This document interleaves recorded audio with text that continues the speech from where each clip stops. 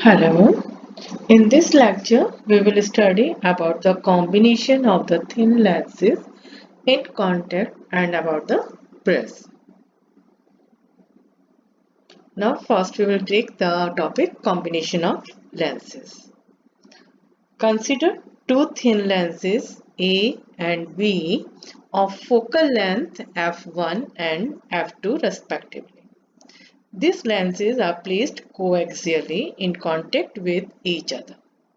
Let the object be placed at a point O beyond the focus of the first lens. The first lens produces an image at I1. Since image I1 is real, it serves as a virtual object for the second lens B, producing the final image at I. Formation of the image formed by the first lens, we get the relation 1 upon V1 minus 1 upon U equals to 1 upon F1. For the image formed by the second lens, we get this relation. Adding these two equations, 1 upon V1 cancel out and we get this. If the given lens system is replaced by a single lens of focal length f, which forms the image of the given point object at I, then 1 upon V minus 1 upon U equals to 1 upon F. So this relation is 1 upon F equals to 1 upon F1 plus 1 upon F2. This derivation is valid for any number of thin lenses in contact.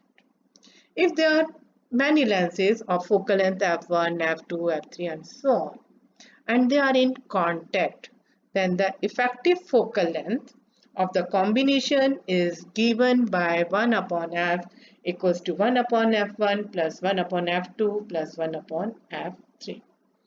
In terms of the power is given as P1 plus P2 plus P3. If you are talking about the magnification, then the magnification produced by the first lens is equal to V1 upon U. Magnification produced by the second lens is equal to V upon V1. Net magnification is equal to M1 into M2, which is equal to V upon U. If there are many lenses, then the total magnification is equal to M1 into M2 into M3 and so on. Now the numerical. Find the position of the image formed by the lens combination given in this figure. This is an example 9.9 of NCERT book. Now it is a solution using the lens formula for the first lens. F1 is 10 centimeters since it is a convex lens, so it is positive. Object is placed at this side, which is to the left of the first lens. So U is minus 30, and solving it we find out that V1 equals to 15 centimeter, which is on the left hand side, that is at a distance of 15 centimeter. This is acting as an object for the second lens, and for the second lens this will be the object distance, which is equal to 10 centimeter. So, and it is on the right hand side of the lens, so it is taken with a positive sign.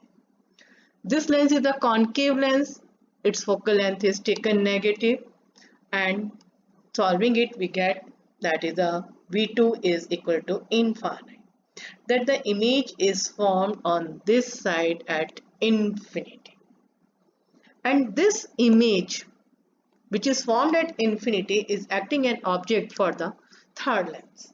So the parallel rays are incident on this lens and the real image is formed at a distance of 30 centimeter. So the final image is formed at 30 centimeter to the right of the third lens. Now the next topic is refraction of the light through a prism.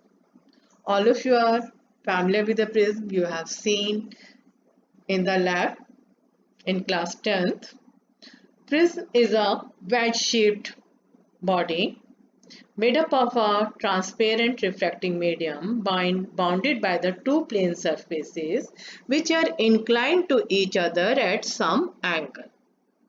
These two plane surfaces are called refracting surfaces, and the line which joining the two refracting surfaces is called refracting edge. Angle between the refracting surfaces is called angle of the prism. If this angle is less than 10 degree, then the prism is called thin prism. If this angle is 90 degree, then it is called right angle prism. Now let us derive the relation between the angle of incidence, angle of refraction and deviation.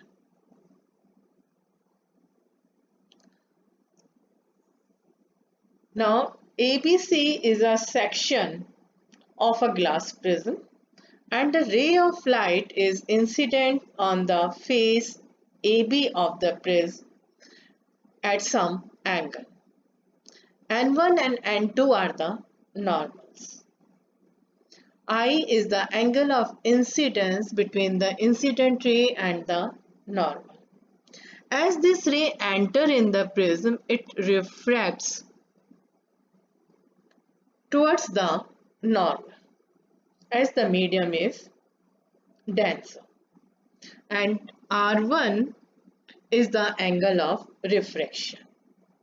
The refracted ray is incident on the face AC at angle R2. The refraction now takes place from glass to the air. So the ray bends away from the normal. This one is an emergent ray, this ray is an incident ray. If there is no prism, then the incident ray moves in this direction.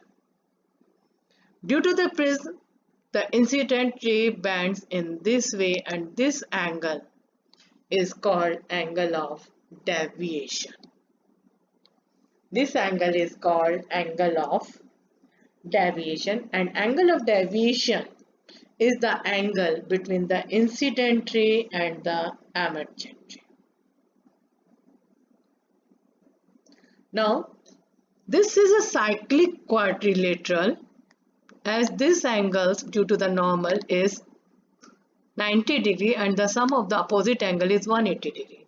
So we can say that the sum of the angle of A plus angle of AO is also equal to 180 degree. Now in the triangle OPQ, this triangle, the angle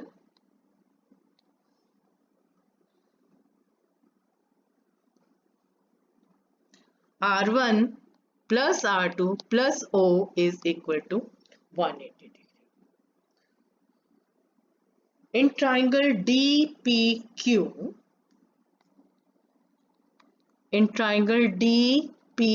DPQ, this angle plus this is equal to 180 degree. And this angle is equal to I minus R1. This angle is equal to E minus R2. Delta is an exterior angle. So delta is equal to, say this angle is 1 and this angle is 2. Angle 1 plus angle 2. Angle 1 is I minus R1 and angle 2 is E minus R2. Rearranging it, we get this relation. From these two equations, we get that R1 plus R2 equals to A. Put the value in equation number 3. So the equation becomes I plus E minus A. Here R1 plus R2 is replaced by A. So I plus E equals to A plus delta. That is the sum of angle of incidence and the angle of emergence is equal to the angle of prism and angle of deviation. Thank you and have a nice